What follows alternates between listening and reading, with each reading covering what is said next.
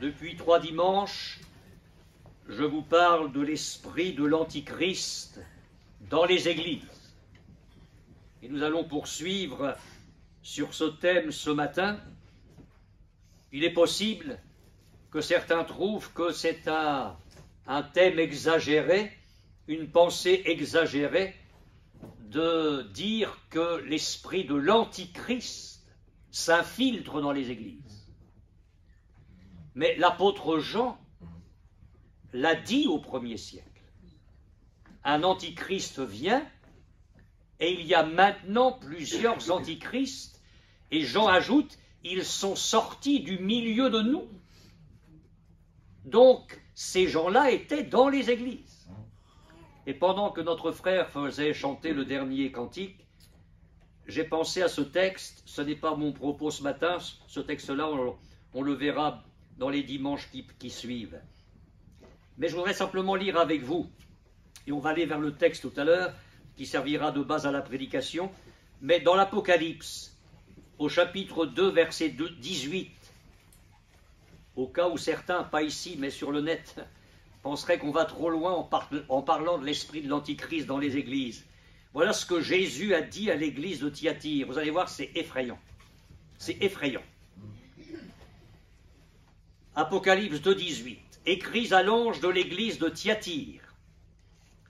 Voici ce que dit le Fils de Dieu, celui qui a les yeux comme une flamme de feu, et dont les pieds sont semblables à de l'airain ardent. Je connais tes œuvres, ton amour, ta foi, ton fidèle service, ta constance, et tes dernières œuvres plus nombreuses que les premières. Tout ça, c'est bien. Mais comme dans beaucoup de cette église, 5 sur 7, il y a des choses qui ne vont pas. Mais ce que j'ai contre toi, c'est que tu laisses la femme, Jézabel, celle qui était la persécutrice au temps d'Élie, devient la séductrice pour l'Église. C'est le même nom, mais la stratégie est différente. Dans le temps d'Élie, elle était en face de l'esprit prophétique et de la vérité de Dieu. Dans l'Apocalypse, elle est à l'intérieur et elle fait un travail de sape. Ce que j'ai contre toi, c'est que tu laisses la femme Jézabel, qui se dit prophétesse, enseigner. Donc, la femme qui enseigne. Enseigner et séduire mes serviteurs, pour qu'ils se livrent à l'impudicité, donc il y a faute spirituelle et faute morale, afin qu'ils mangent des viandes sacrifiées aux idoles.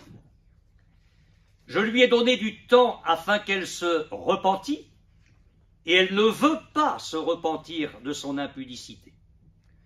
Voici, je vais la jeter sur un lit, et envoyer une grande tribulation à ceux qui commettent adultère avec elle, entendez cela dans le sens spirituel, à moins qu'ils ne se repentent de leurs œuvres. Je ferai mourir de mort ses enfants, et toutes les églises connaîtront que je suis celui qui sonde les reins et les cœurs, et je vous rendrai à chacun selon vos œuvres.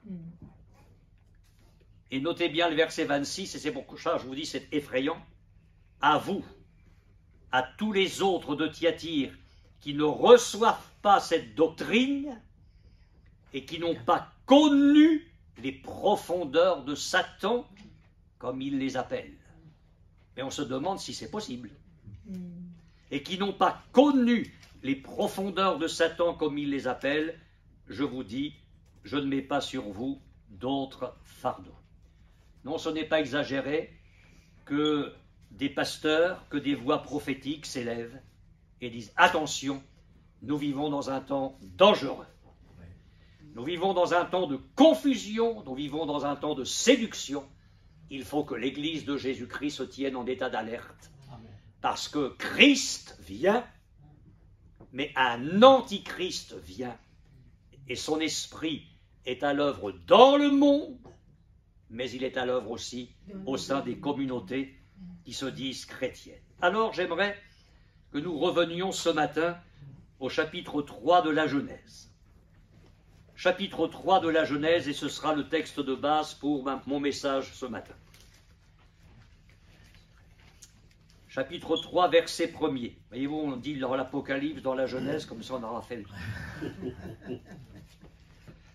Le serpent était le plus rusé de tous les animaux des champs que l'Éternel Dieu avait fait.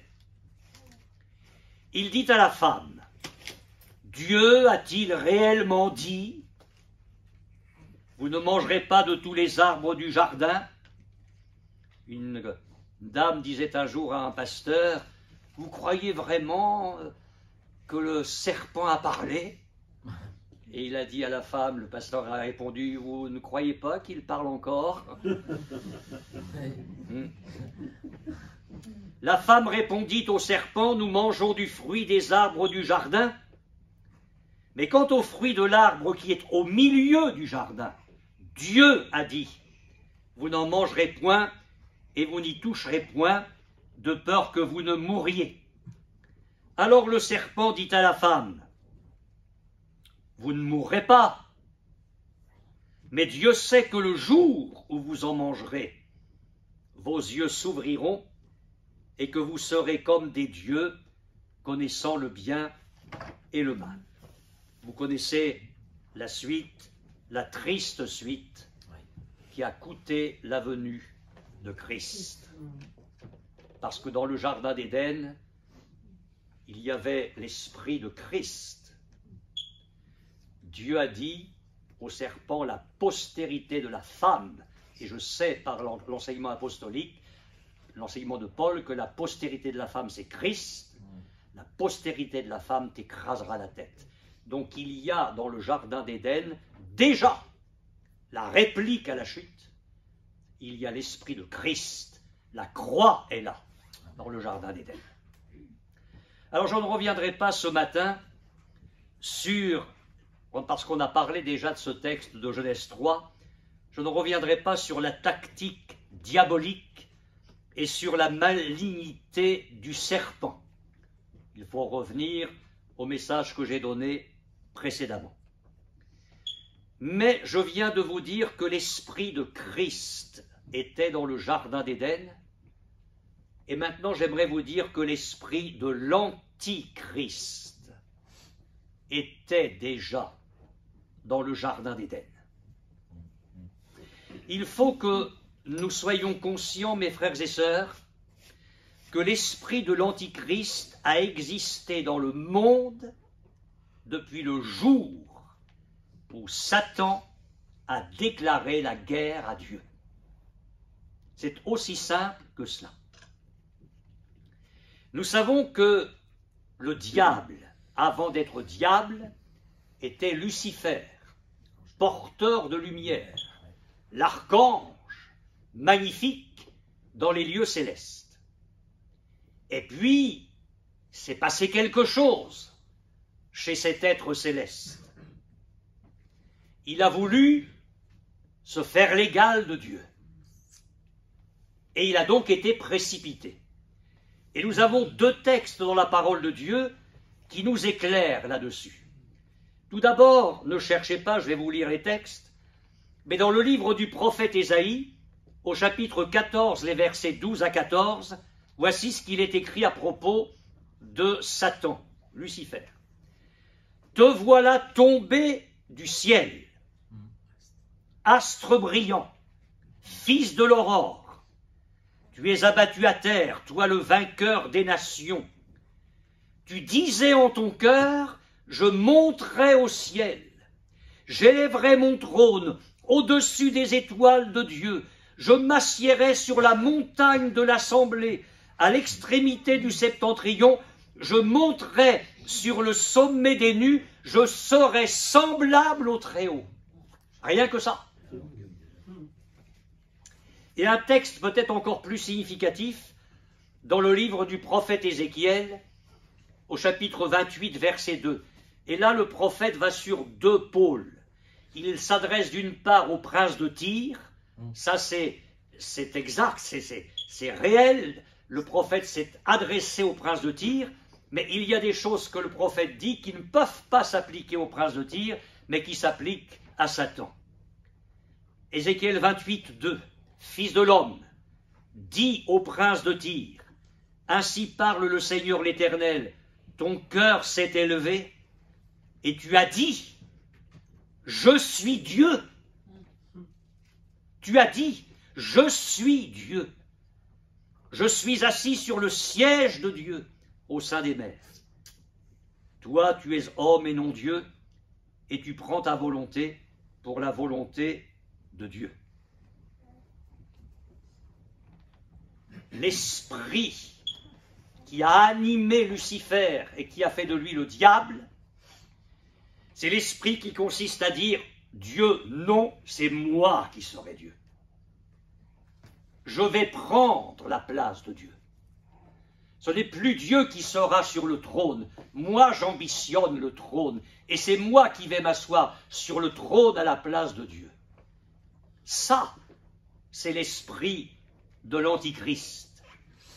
Et vous savez bien que cet esprit-là va habiter l'Antichrist. L'esprit de Satan va habiter l'Antichrist. L'apôtre Paul a écrit dans sa seconde lettre aux Thessaloniciens, chapitre 2, versets 3 et 4, il faut, c'est la première épître aux Thessaloniciens, la seconde, pardon, seconde épître aux Thessaloniciens, chapitre 2, versets 3 et 4, il faut que l'apostasie soit arrivée auparavant, et il parle alors de l'Antichrist, et qu'on ait vu paraître l'homme du péché, le fils de la perdition, l'adversaire qui s'élève au-dessus de tout ce qu'on appelle Dieu, ou de ce qu'on adore, jusqu'à s'asseoir dans le temple de Dieu, se proclamant lui-même Dieu. Voilà ce qui se prépare dans le monde aujourd'hui. Le diable prépare un homme dans lequel va se concentrer toute la séduction et toute la puissance satanique, un homme qui va se proclamer Dieu et qui va s'attaquer à Israël pour l'anéantir et qui va conduire l'humanité dans le chaos final. Cet esprit-là existait dans le monde depuis toujours.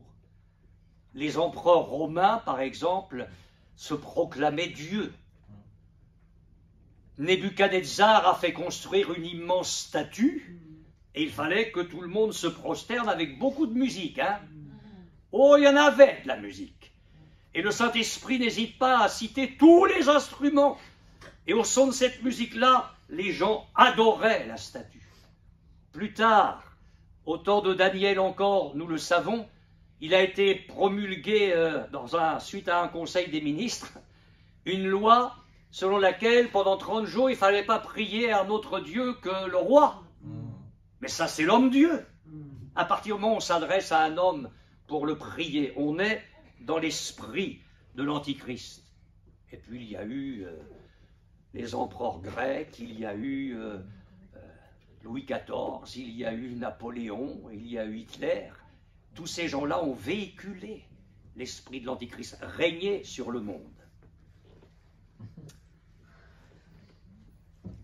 Vous allez dire, mais nous, chrétiens, avec nos problèmes, c'est quoi tout ça?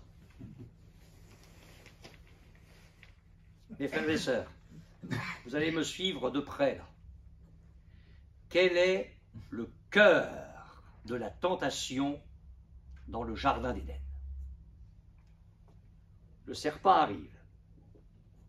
Mais non, la parole de Dieu n'est pas vraie. Moi, je vais vous dire la vérité. Dieu sait, et je l'ai dit il y a 15 jours, en Éden, on a la confrontation de deux forces, la parole de Dieu et la parole de Satan. Les deux paroles s'affrontent. Et le diable dit non, non, non, la parole de Dieu n'est pas la vérité. C'est pas ça qui est vrai. Moi, je vais vous dire la vérité. Dieu sait que le jour où vous en mangerez, vos yeux s'ouvriront et vous serez comme des dieux. Alors, si ce n'est pas ça l'esprit de l'Antichrist, c'est quoi? On est en plein dedans. Le diable est en train de dire à l'être humain, Mais si tu prends la voie que moi je te dis, que je trace devant toi, tu vas être comme des dieux, connaissant le bien et le mal. Alors là, il faut aller voir l'Hébreu, parce que c'est très intéressant. Si vous avez encore votre Bible ouverte dans la Genèse, sinon vous la réouvrez, il ne fallait pas la fermer. Genèse chapitre 2, verset 15. Genèse 2, 15. L'Éternel Dieu prit l'homme et le plaça dans le jardin d'Éden. Adonai Elohim. Adonai Elohim prit l'homme et le plaça dans le jardin d'Éden. Verset 16. L'Éternel Dieu donna cet ordre à l'homme, Adonai Elohim. Chapitre 3, verset 1er. Le serpent était le plus rusé de tous les animaux des champs que Adonai Elohim avait fait. Verset 5. Mais Elohim sait que le jour où vous en mangerez, vous serez comme Elohim. Alors on ne peut pas dire que le diable fasse allusion à des dieux. À ce moment-là, qu'est-ce qu'on connaît? Qu'est-ce qu'Adam et Ève pouvaient connaître sinon l'éternel Dieu? Écoutez-moi bien tous les deux, enfin en tout cas Ève pour l'instant. Mais non, la parole de Dieu n'est pas la vérité. Moi je t'ouvre une voie. Encore une fois, si tu fais ce que je te dis, tu vas être comme Elohim. Il propose donc ici la voie de l'esprit de l'Antichrist, se faire l'égal de Dieu. Et maintenant, j'en viens à un point très important de mon message. Mes frères et sœurs, notre destinée, c'est d'être participants de la nature divine jusqu'à son plein épanouissement. Mon frère, ma sœur et moi-même, nous sommes en devenir. Le jour où nous nous sommes convertis, nous étions comme des petits bébés spirituels. Et nous sommes appelés à nous développer jusqu'à devenir des hommes faits, dont parle l'apôtre Paul dans son épître aux Éphésiens au chapitre 4. Nous sommes en plein développement et le développement ne s'arrêtera jamais jusqu'à ce que nous soyons dans la gloire. Pour l'instant, nous nous développons, nous passons du stade de nourrisson au stade de jeune enfant, puis d'adolescent spirituel, et tranquillement, nous grandissons dans cette stature d'adulte spirituel en Christ. Quelle est la destinée du Seigneur vis-à-vis de chacun de nous? L'apôtre Paul l'a clairement défini dans son épître aux Romains. Ceux que Dieu a connus d'avance, il les a prédestinés à être semblables à l'image de son Fils. Et l'apôtre Jean, dans sa première lettre au chapitre 3, verset 2, dit « Bien-aimés, nous sommes maintenant enfants de Dieu. » Et ce que nous serons n'a pas encore été manifesté. C'est-à-dire qu'on va vers le meilleur. On va vers un devenir glorieux. C'est déjà magnifique tout ce que le Seigneur a fait pour nous. Nous sommes déjà des gens magnifiques. Amen. Et ça, il faut le croire. En Jésus-Christ, nous sommes les créatures. Nous avons été créés en Jésus-Christ. Il y a encore des imperfections. Je ne parle pas des chrétiens qui marchent de travers, qui ne sont pas sérieux. Je parle de tout chrétien qui s'applique à marcher avec le Seigneur.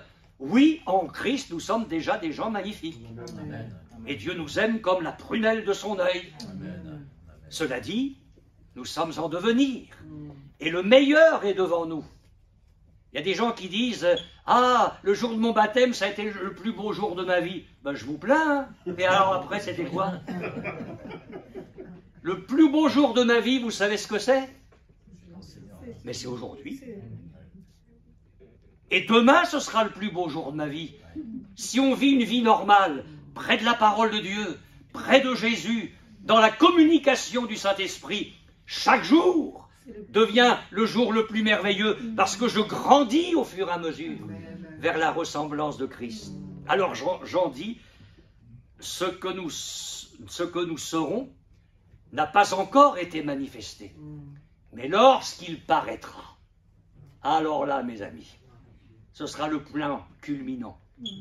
Relisez l'Apocalypse, il va arriver sur le cheval, couronné, les anges avec lui, plein de puissance, plein de gloire. Et nous allons être rendus semblables à lui, parce que nous le verrons tel qu'il est.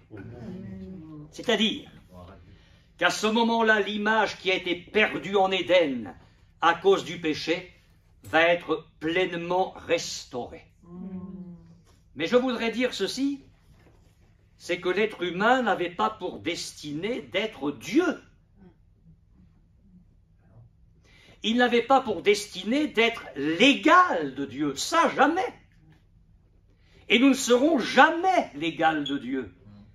Notre destinée, c'est de porter l'image de Dieu qui a été perdue en Éden. Alors oui, nous allons retrouver cette sainteté parfaite. Oui, nous allons retrouver cette pureté qui est la nature magnifique de Christ, qui est la nature magnifique de Dieu le Père, qui est l'essence même de l'Esprit. Il est l'Esprit Saint. Et quand nous allons le voir, quand nous allons partir à la rencontre de Christ, quelque chose d'inouï va se passer pour toi, mon frère, ma sœur. Les morts ressusciteront en Christ. Et si nous avons la chance d'être vivants à ce moment-là, notre corps va être changé, transformé à la ressemblance du corps de Jésus. Et dans notre nature, il n'y aura plus rien à faire pour progresser. Nous serons enfin semblables à lui. C'est ça notre destinée. Donc je le répète, notre destinée n'est pas d'être égal à Dieu, mais de porter son image parfaitement en nous. Le diable propose à l'être humain une autre voie. C'est d'être égal à Dieu. Vous serez comme des dieux. Et il propose cette voie-là comment? Par la désobéissance et par la rébellion à la parole de Dieu. C'est l'égarement, c'est la fausse sagesse. Savez-vous comment le Seigneur nous offre la voie ou nous ouvre la voie de la ressemblance à son image et à celle de son Fils? C'est par le chemin de l'obéissance et de la sainteté.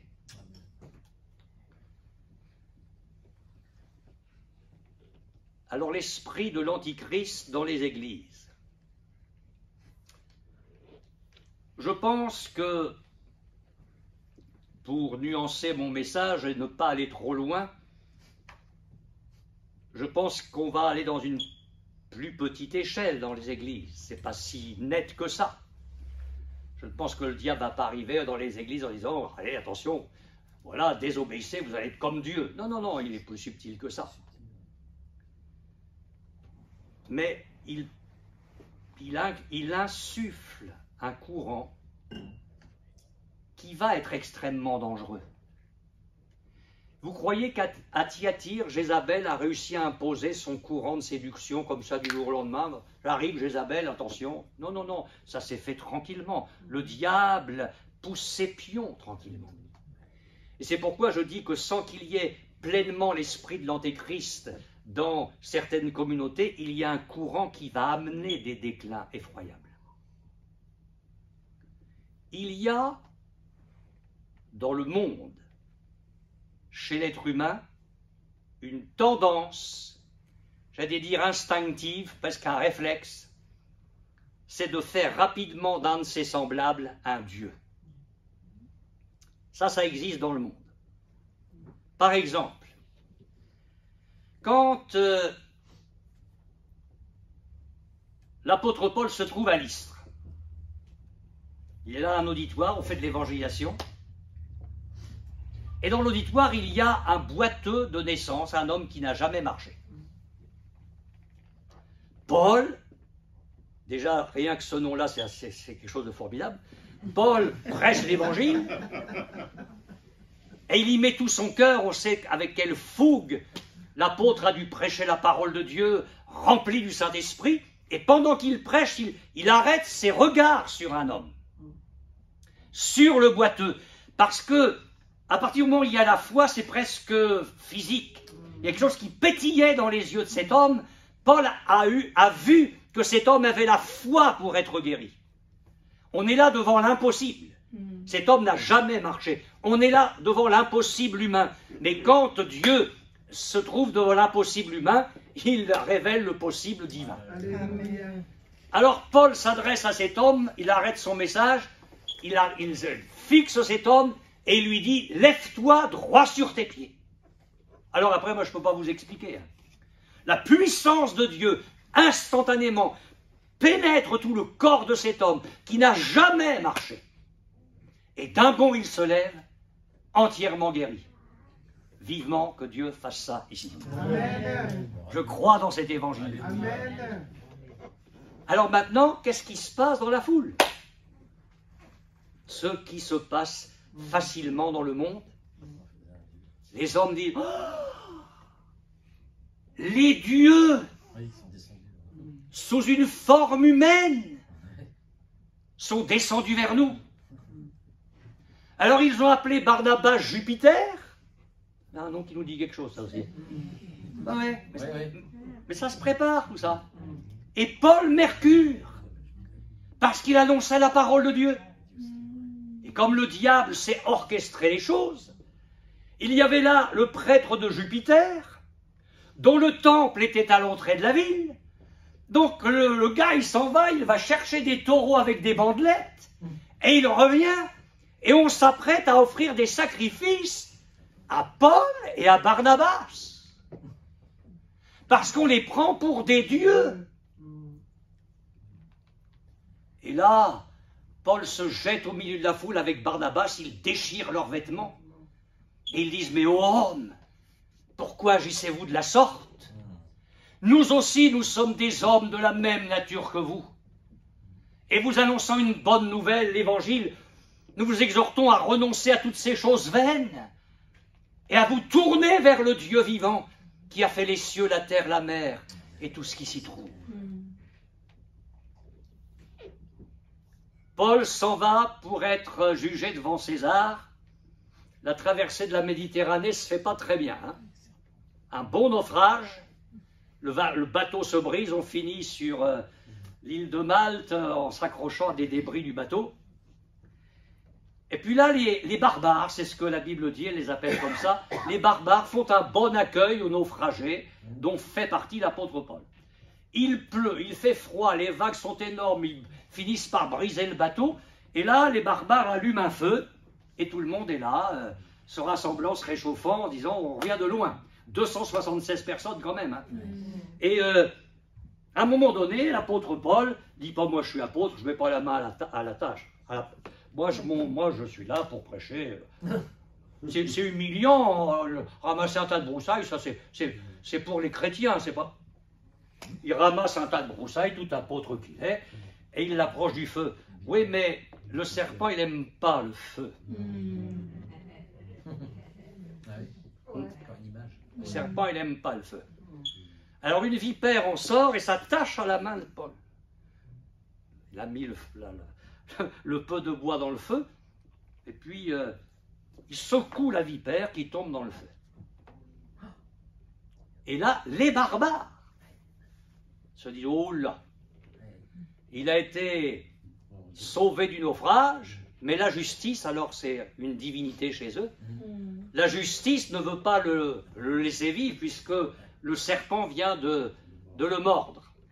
Alors on continue à discuter autour du feu de camp. Puis de temps en temps, ils avaient un regard en chanfrein, comme ça, vers l'apôtre Paul, en disant, il va certainement enfler et mourir. Il va enfler et mourir. Le temps passe, il n'enfle pas, il ne tombe pas. En mon nom, ils saisiront des serpents.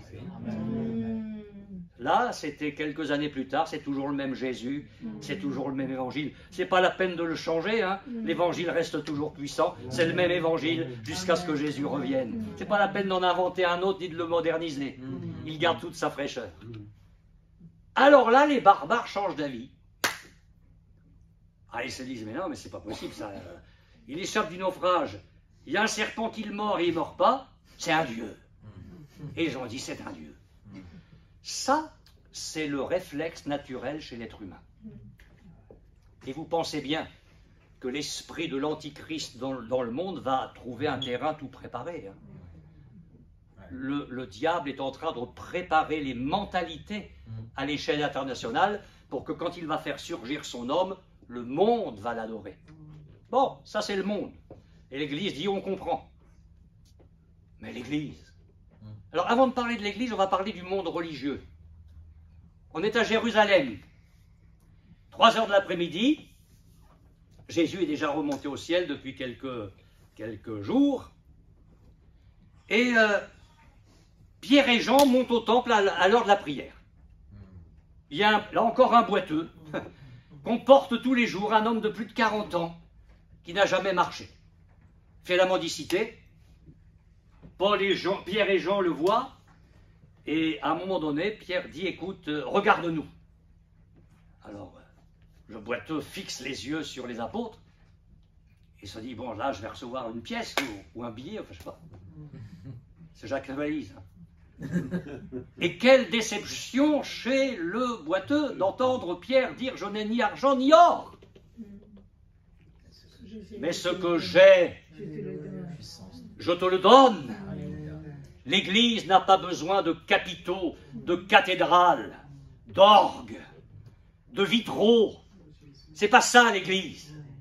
On laisse ces choses-là de côté. L'Église d'aujourd'hui, si elle veut répondre aux besoins du monde, doit être capable de dire « ce que j'ai, je te le donne ». Et là, mon frère, je te le demande, et ma sœur, je te le demande, et je le demande à Paul Ballière, qu'est-ce que tu as vraiment à donner, toi, devant la détresse du monde? Ça, c'est une bonne question. S'il t'en manque un peu, tu viens mercredi soir. On est là pour recevoir pendant la réunion de prière. Amen. Ce que j'ai, je te le donne. Au nom de Jésus-Christ de Nazareth, lève-toi et marche. Il le prend par la main droite, il le fait lever. Guérison spirituelle, morale, physique. Physique, les pieds et les chevilles devinrent fermes. Morale, d'un saut il est debout, la joie. Spirituelle, il entre avec eux dans le temple. Vous avez là en un instant le Seigneur qui s'occupe de l'esprit, de l'âme et du corps. Et là, on n'est pas chez des païens, des barbares. On est dans le milieu juif. La foule accourt. Et tous les yeux sont braqués sur Pierre, sur Jean. Mais qui c'est que ces gars-là? Et Pierre dit, oh là là. Ouais. Pourquoi avez-vous les regards fixés sur nous? Comme si c'était par notre propre piété, par notre propre puissance que nous ayons fait marcher cet homme. Alors aussitôt il va dégager les regards des gens religieux de sa personne et il va élever Jésus. Amen. Le Dieu de nos pères, le Dieu d'Abraham, d'Isaac et de Jacob, a glorifié là son serviteur Jésus, que vous avez renié et livré devant Pilate, qui était d'avis qu'on le relâche.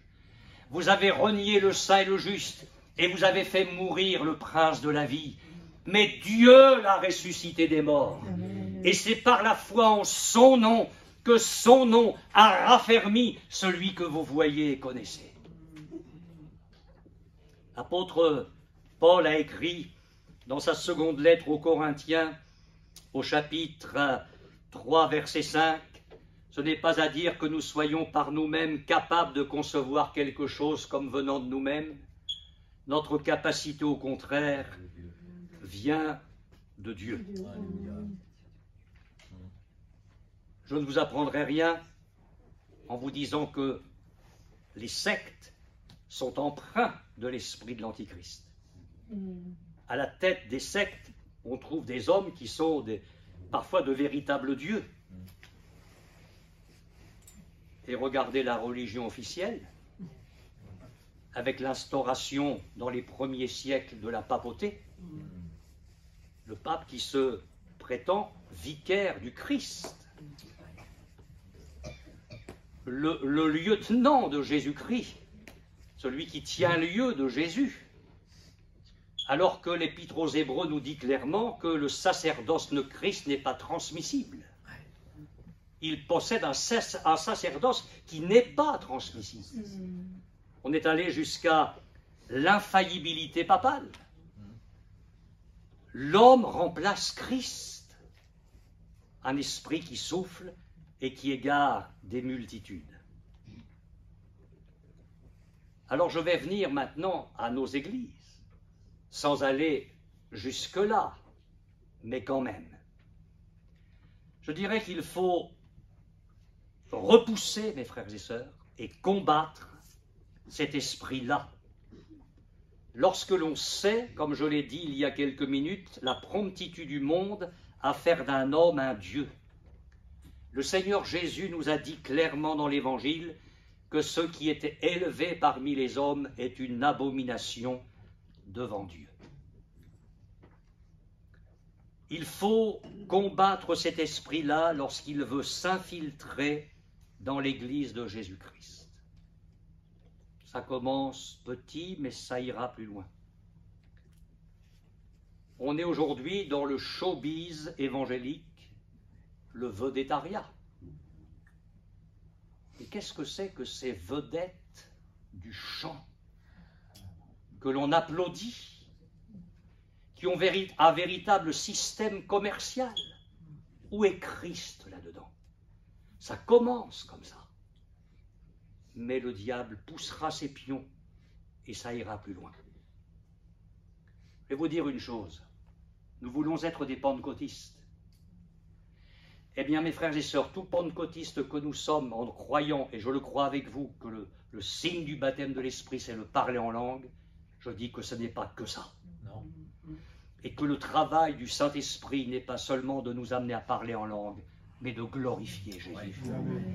Vous voulez savoir si une église est pentecôtiste?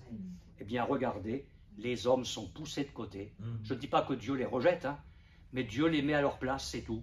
Ils doivent rester à leur place. Et Christ est élevé. Christ est glorifié. Quand le Seigneur Jésus a parlé de la venue du Saint-Esprit, il a dit, « Il me glorifiera.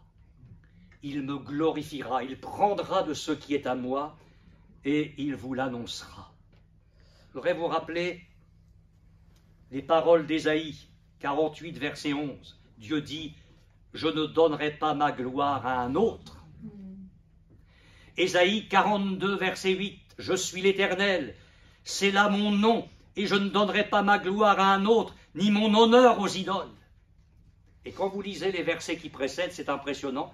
Dans les 7 versets qui précèdent, Dieu annonce la venue du Messie, mais sa première venue sur la terre. Et il dit, voilà le Messie. Maintenant, je ne vais pas donner ma gloire à un autre, hein. C'est lui qui sera glorifié.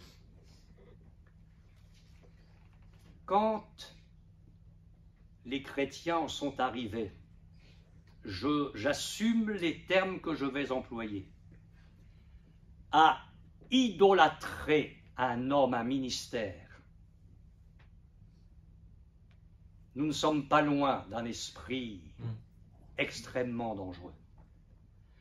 Alors, je vais vous dire ce que vous devez être vis-à-vis de moi. Pour une fois, je vais vous le dire.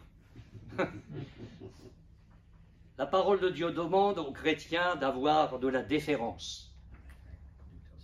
On est dans un temps où l'esprit du monde arrive et on appelle le pasteur par son prénom et on le tutoie. Et ben, qu'est-ce qu'il y a de mal dans le monde? On le fait. Eh oui, et alors, dans le monde? Mais s'il vous plaît, ça sera avec moi, ça sera Monsieur Balière, et je vous demande de me vous voyer.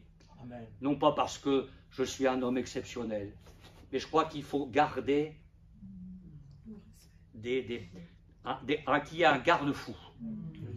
Parce que ça commence comme ça, et après le pasteur devient un petit copain qu'on envoie promener. Le diable pousse ses pions tranquillement. Je suis un homme comme vous, mais vous comprenez ce que je veux dire. La parole de Dieu dit, obéissez à vos conducteurs, ayez pour eux de la déférence, car ils veillent sur vos âmes. Mais aimez-moi de plus en plus, mais n'allez pas plus loin. Moi, je suis un homme comme vous. À partir du moment où on ne voit plus que par un homme, où c'est l'homme, le ministère, et on ne voit plus que par lui, il y a un danger. L'homme n'est qu'un poteau indicateur qui doit nous conduire vers Christ. Je ne vais pas trop m'engager là-dessus parce que je vous tiens jusqu'à 5 heures. Je vais juste vous dire ceci. Es-tu le Christ? Et il avait des foules qui venaient à lui. Il baptisait des centaines de gens. Et la question, es-tu le Christ? C'était tentant, hein? Ah non, non. Moi, je ne suis pas le Christ. Je suis la voie. Je prépare le chemin du Seigneur. Donc, Jean-Baptiste est conscient d'être une voie. Et puis, on vient le voir un petit peu plus tard. Puis on dit, tu sais, il a du succès, hein? Tout le monde vient à lui. Parlons de Jésus.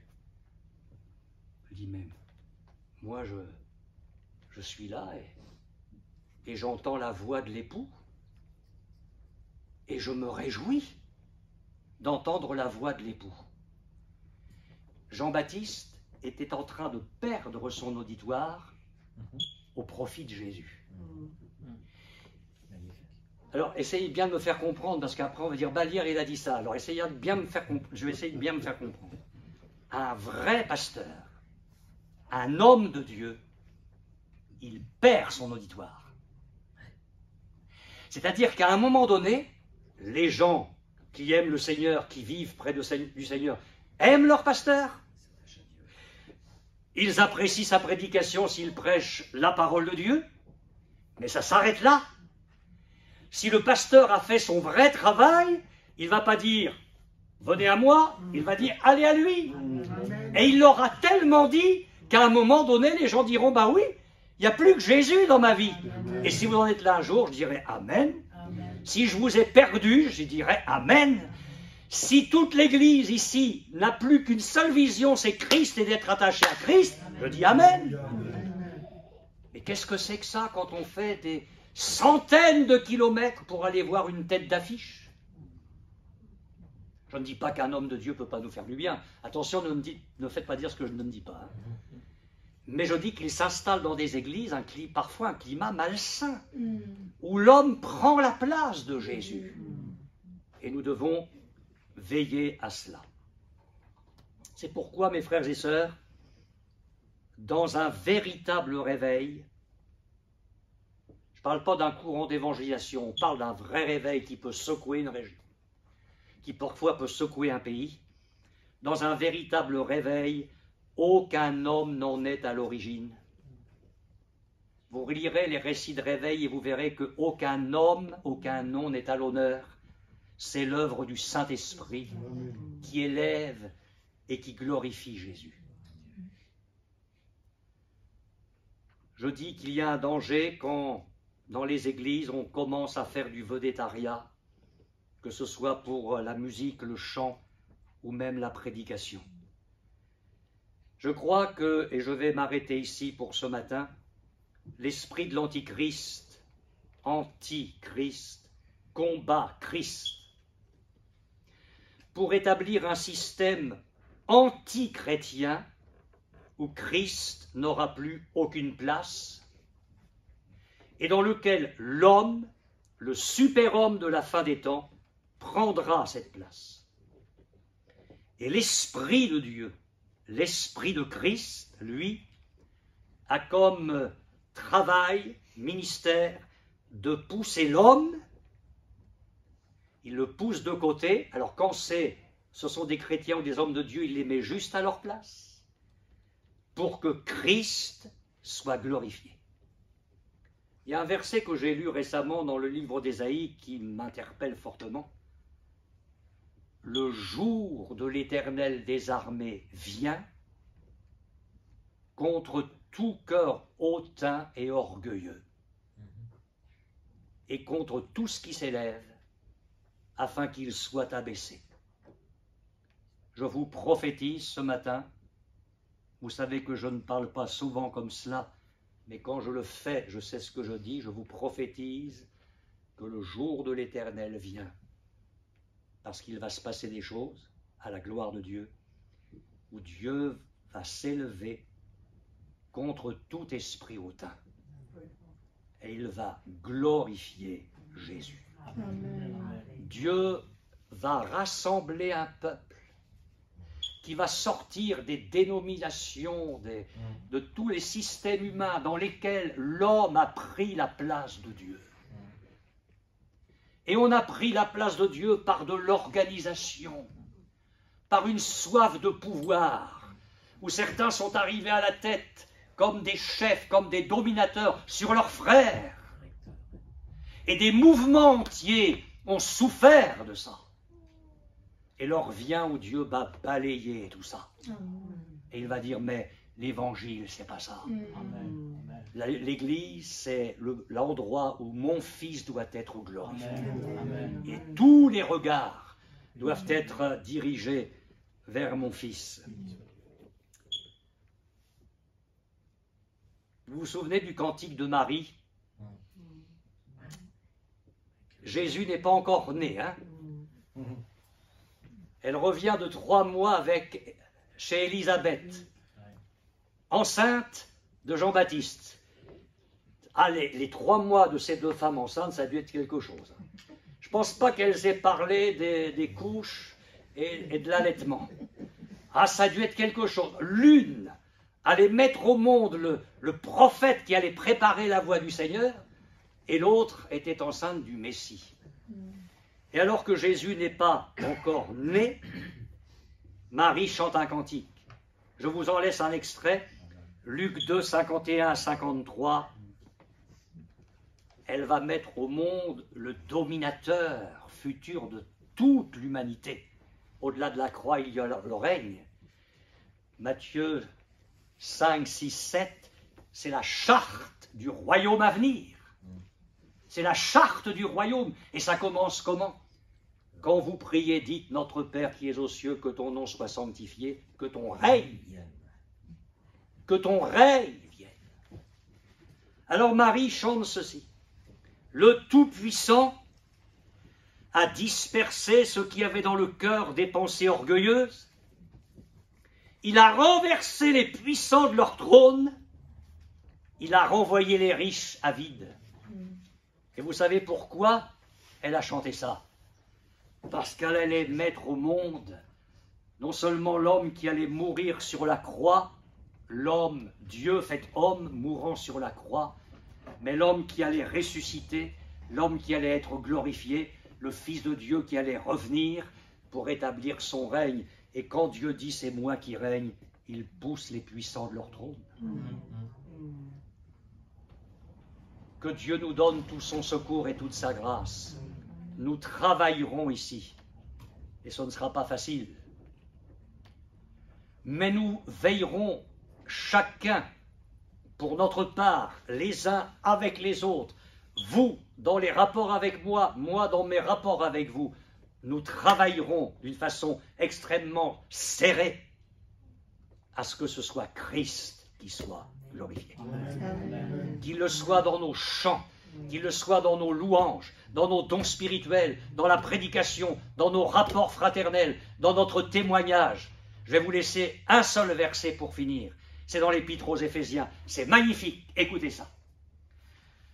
À Dieu seul, notre Sauveur, en Jésus-Christ, dans l'Église, soit la gloire. Amen. À Dieu soit la gloire dans l'Église.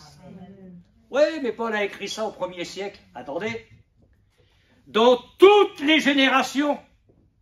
Donc c'est pour Bourguébu. Et dans tous les siècles. Et il termine. Amen. Eh bien c'est ce que nous disons. Qu'il a été glorifié dans l'Église primitive. Béni soit son nom. Qu'il le soit aujourd'hui dans les églises. Et qu'il le soit dans les siècles à venir. Parce que là-haut, aucun des rachetés ne sera glorifié. Aucun. Les plus grands pasteurs, des hommes de Dieu authentiques, ils jetteront leur couronne aux pieds de Jésus. Comme pour dire, mais je ne suis pas digne. Si je suis là, Je le dois à l'agneau qui a été immolé. Amen. Amen. Je le dois à l'agneau qui a été immolé. On y aura des surprises sûrement. Il y a des hommes qui auront brassé des foules. Ils auront eu tellement à faire qu'ils auront prié 5 minutes avant de monter sur l'estrade. Et pourtant, des milliers viendront là, se repentant. Puis Dieu dira, regarde, tu veux savoir pourquoi tu as eu cette réunion bénie? La petite mémé, là. La petite mémé. Toute simple. Dans sa petite maison. On n'a jamais parlé d'elle nulle part dans les églises, ni dans les journaux chrétiens. Mais elle passait des heures à genoux, dans le jeûne et la prière, pour que l'Esprit de Dieu souffle. Et que des multitudes se convertissent. Amen. Alors les fruits de ton ministère, c'est la petite mémé. Et des petites mémées comme ça, moi je souhaite en avoir des centaines et des centaines. Parce que ce sont ces gens-là qui font l'œuvre de Dieu, qui glorifient Jésus. On en a assez des vedettes. On en a assez des grands noms. Nous voulons Jésus. Le nom de Jésus. La gloire de Jésus au milieu de nous. Amen.